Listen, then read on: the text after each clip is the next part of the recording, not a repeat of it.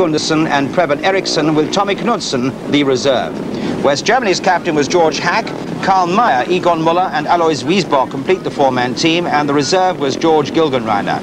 And finally, Czechoslovakia, with the captain Jiří Stanko, Ales Drimmel, Václav Werner, Petr Ondrasik and the reserve Tony Kasper.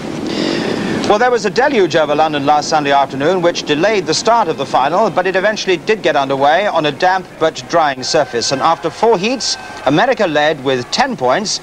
Denmark were on 5, as were West Germany, and Czechoslovakia had 4. Let's pick it up now for the 5th heat with Gary Newbon in the pits and commentary by Dave Lanning. Heat 5, and the Danes, the holders, have slipped a long way back behind the Americans, so they bring in their young reserve Tommy Knudsen from Coventry, of course, the world number 3, number 20 on his back, and that's just his age as well. And there's the rest of the lineup. The whole American team really are getting behind their lads. You can see the whole bunch of them out on parade trying to encourage Kelly Moran. And Moran is the only American so far after 4 heats to have dropped a point, finishing 3rd in the opening race. But Kelly notoriously doesn't like it in the wet. Call him at Voyens last year in the World Individual Championship, going out when we had similar conditions.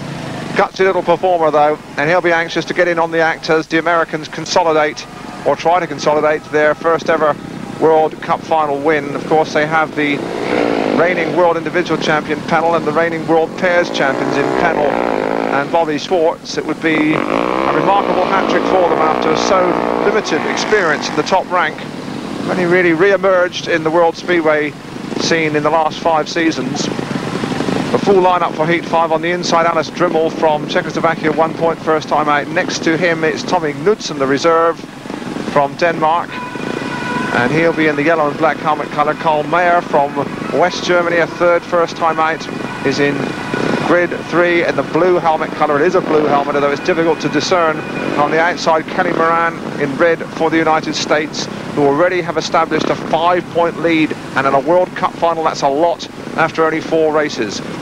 It's a sort of competition you must not finish last, and really the Americans only need to stonewall now, because the other nations are taking points off each other. Here we go, Heat 5, and oh, there was a mix-up at the start. Moran has gone clear. In 2nd place it is Mayer, and in 3rd place it is Drimmel, and it was Knudsen, the Dane, who got the rough end of it.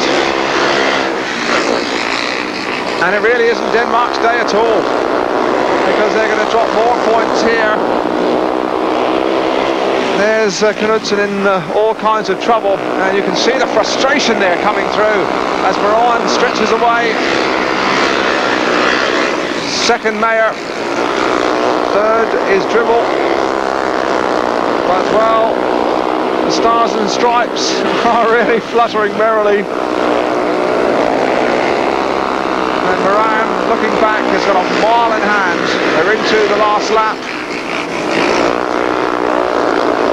And really, the Californians are absolutely spread-eagling them. Moran taking it very gingerly around the corner, looking over the pits almost impudently. America win it. 2nd place, Czechoslovakia. Rather, 2nd place, Germany, and 3rd, Czechoslovakia. But really, it is getting to be a bit of a cakewalk for the Californians. Well, that really was a controversial start, and we have to look for what happens to Tommy Knudsen in grid 2 as they start. You can see it's Moran from the outside, and Drimmel comes across, and well, did he make contact with Knudsen? Certainly Knudsen was all over the place. Drimmel's out mid-track, and he started from grid 1. It's left the way clear for Kelly Moran, and little Kelly doesn't look those kind of gift horses awry. He moves in front, and Knudsen might well feel aggrieved by that little bit of tactics from the Czechoslovakian. Well, Tommy, you brought all your team here because you're very upset, all of you, about that start. Let's show it to you and tell us what you think happened with Drimmel coming out of grid 1. Yeah, Drimmel, he came right across on me. You know, I didn't have a chance. He came right across onto gate 2, and I got my foot caught behind the chain adjuster. I couldn't get it back out because he ran into my foot. And I just can't believe it, you know. The referee, he's so bad at the starts. Like in the 2nd race with Ollie, they got a flyer, and I just can't believe it that this is a world final, you know. What would you like the referee to have done there then? Well, he should have restarted it, all 4 riders back to the line. Well, the Americans are fast disappearing over the horizon here. They're on 13 points now. That's 6 clear of their next place nation, and a little surprisingly, that's West Germany on 7 points, with Denmark and Czechoslovakia on 5. So the Americans very happy at this stage. They've got Sean Moran, who won his first ride so impressively first time out. He's on the inside. Next to him, Yuri Stancil, big track specialist. And Yuri had a 3rd place first time out, with Reading Races, of course, in the British League. Erik Gundersen for Denmark, and the Danes really must start picking up some points soon if they are going to get back into contention. On the outside, the rather surprised merchants, West Germany, have George Hack. So here we go, heat 6. And again, it is America, although it is Gundersen who gets across, and that was a good first corner from Gundersen. Around the outside comes George Hack from West Germany, almost hangs himself on the fence, and Sean Moran is back in 3rd place. And the Americans really caught a little napping complacently as Hack removes his visor as he goes under our commentary position. Took a long time doing it too, and almost allowed Moran to go through. Here's Gundersen, this is better for Denmark. Gundersen in front, 2nd place. At the present moment is George Hack, 3rd is Sean Moran. At the back is Yuri Stancil. This is Gundersen, 21-year-old from Esbjerg, former Danish junior champion. And the battle is really developing for the last place. And Stancil moves up to try and challenge Sean Moran. There's the leader. That's Erik Gundersen in complete control. 2nd place Hack, really going out almost on the fence. This may well be the spark to start a Danish revival. First Gundersen, Denmark. 2nd Hack, Germany. 3rd Moran, USA, and there's Gundersen. I wonder if the holders are really going to come back into contention. They certainly have had some resilience in the past, and the Danes obviously happy that the Germans got up into 2nd place and stole points from the Americans there. Heat 7, and the Danes with the veteran Ollie Olsen on the inside. Czechoslovakia bring in 19-year-old reserve Antonin Kasper, European junior champion. West Germany have Egon Müller on the outside, Bobby Schwartz from the United States. America in the clear at the moment. Schwartz looks like he's already pointing towards the line as the tapes get ready to go for heat number 7. And away they go, and it is Schwartz from the outside, and there's a knock there with Müller, and coming tearing round, it is Schwartz, who will not be deterred. Schwartz leads it. 2nd place is Olsen, 3rd is Müller, and Kasper is at the back. But despite a tremendous knock as they ran up to the 1st corner, Bobby Schwartz will not be deterred. Olsen is being dropped, and Schwartz,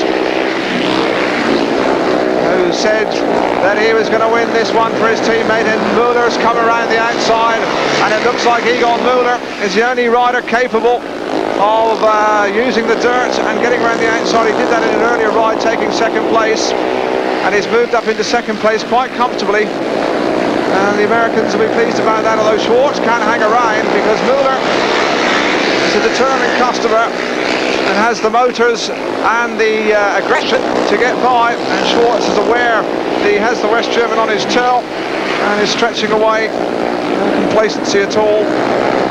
3 more points for the United States. 2nd West Germany, 3rd Olsen, not happy in the conditions clearly, and that one consolidates the Americans' lead. Schwartz really is turning out to be their anchor man.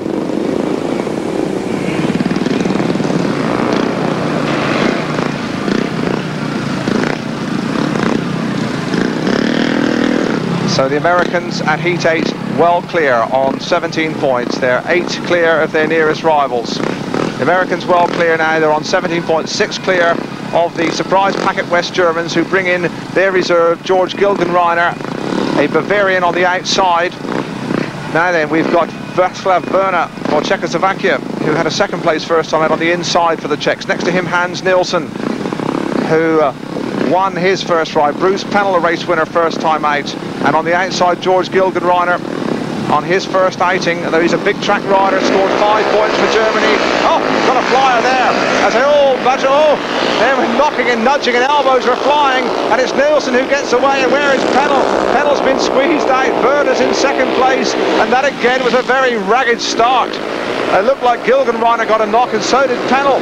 It's let Nielsen get clear, and the world individual champion, Bruce Pennell, is the one with all the work to do, because he's got Václav Börner, a tough, uncompromising character with the Pool Pirates, gives nothing away, and he's got Pennell right on his tail. I think Pennell's going to move through into second place, just overcooked the corner, and once again Börner really chopped across, and I think Nielsen is slowing up to try and help Börner, but Pennell will not be stopped. He's round the outside, and here comes Pennell after Nielsen, and this is a little bit more like it. Into the last lap, 385 metres, and Pennell and Nielsen almost locked together and collided. Nielsen seemed to shut off and going into the corner.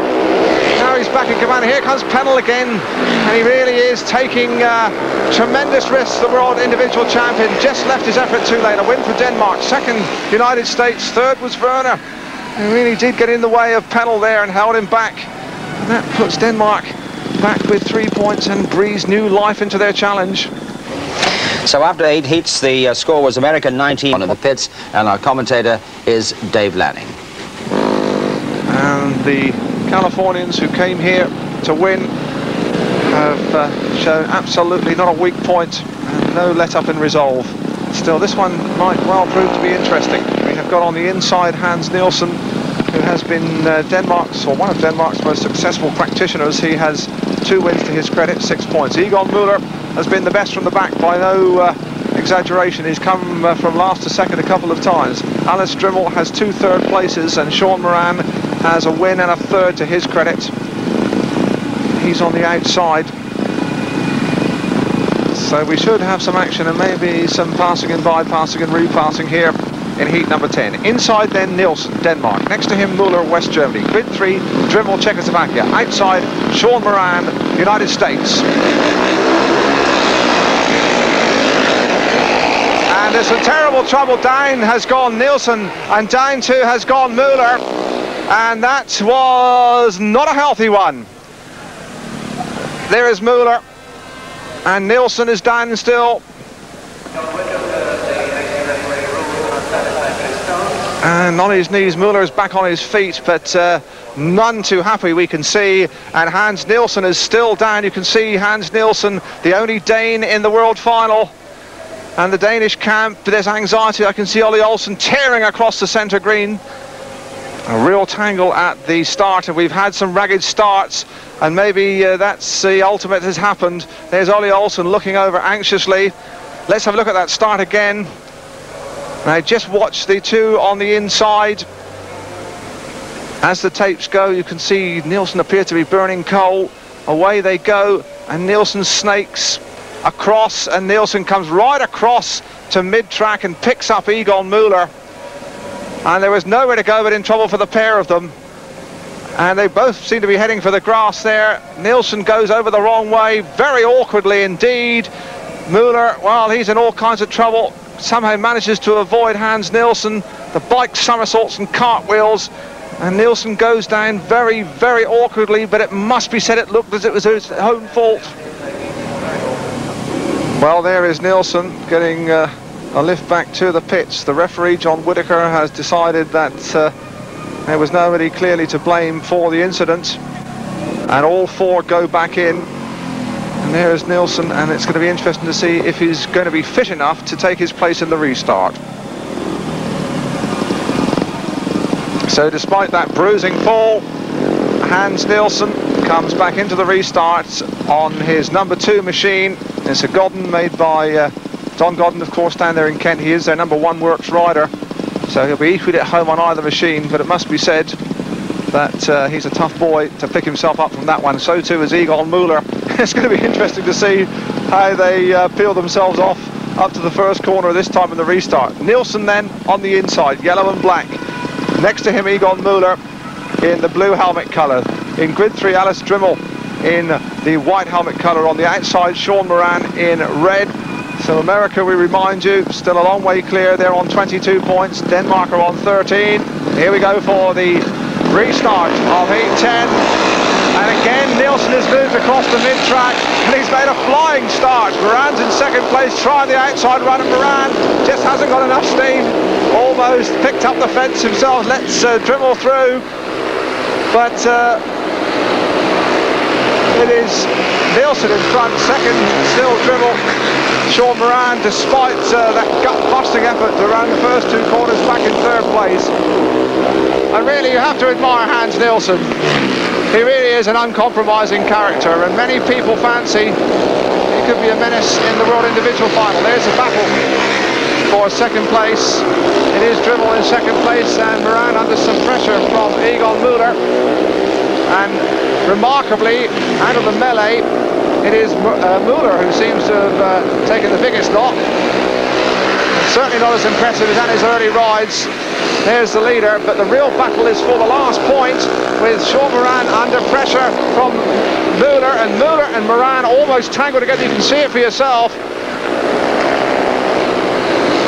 Nielsen is going to win it by a mile for Denmark. Second place Dryml, and Sean Moran just holding on for the United States. There is Hans Nielsen. Well, who could discount this character in the World Individual Championship? To pick himself up like that from that alarming prang and win it with such ease, well, it takes a very special kind of man and a very special kind of courage. Well, Hans Nielsen, what happened with the first start where you had the crash with Egon Müller? Well, I think I was moving a little bit towards the outside where Müller was, and of course I rear a bit, and as I go out a bit, Müller moves inward, and we hit together, bang. Because you were chasing the grip and you moved out, do you think you're a little lucky not to get excluded there, Hans? No, I don't think so, because Müller was also moving in towards me, so I think it was both faults, really. Heat 11, let's have a look at the lineup on the inside. George Hack, Germany. Next to him, Václav Werner, Czechoslovakia. Bobby Schwartz, who has been the anchorman of the Americans in grid 3 in red, and on the outside, Preben Eriksson from Denmark. Every time the Danes have looked like coming back, it's been Schwartz who has come out and won a race. Let's see if he can do it again here in Heat 11. Oh, he's got a flyer. What an absolute flyer from the start, and there's trouble into the first corner. Hack almost picked up, and Hack's still in trouble. Schwartz peels off in front, Eriksson second, third is Václav Werner, and we are having some fun and games out there.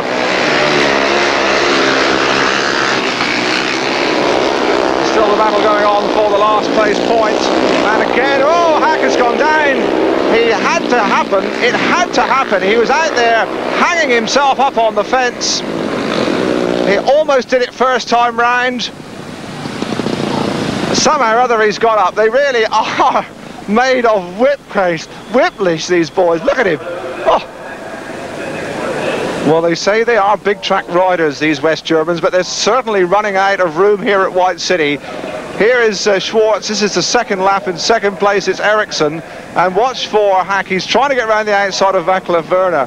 He goes right out, grabbing throttle by the handful. He's right out on the fence. I mean, he just missed it around about here, but no such luck this time. Down he goes, over. Well, that's more suited to gymnastics. The bike manages to miss him, and straight away he's up, proving once again that these speedway, look, the bike's almost got a mind of its own there. But up gets George Hack, shaken if not stirred. Heat 11 without George Hack. On the inside, Václav Werner. Next to him in the red helmet colour, Bobby Schwartz, and Preben Eriksson from Denmark on the outside. Three only then, the Americans well clear at the moment on 23 points. Denmark on 16. And once again it's from the outside, and it is Schwartz who shows. Second place is Eriksson, and Schwartz has swung wide, and Eriksson trying to strive to find the power, but Bobby Schwartz just seems to have that little bit of extra in reserve every time it's needed, and he's in front. He is unbeaten so far, and he's kicking on for home now in Heat 11.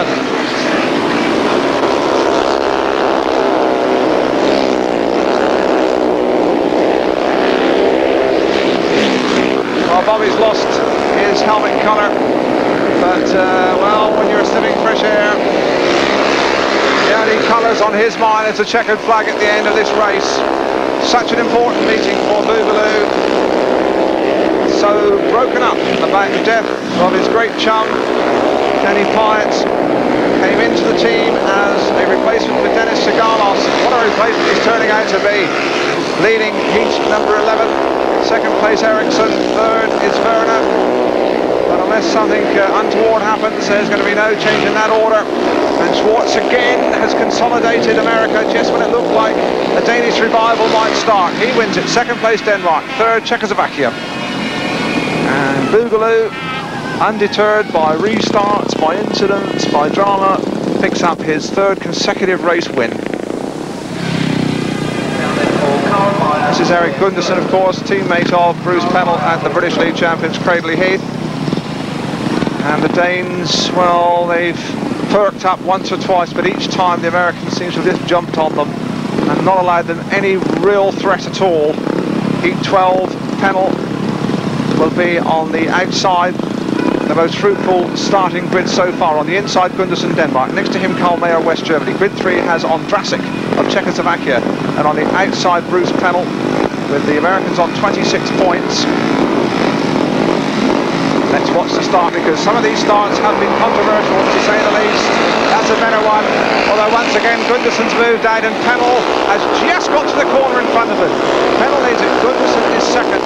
In third place, slipping through, is Karl Mayer for Czechoslovakia, rather for West Germany. But Pennell and Gundersen, teammates, great chance, are back with the way up front.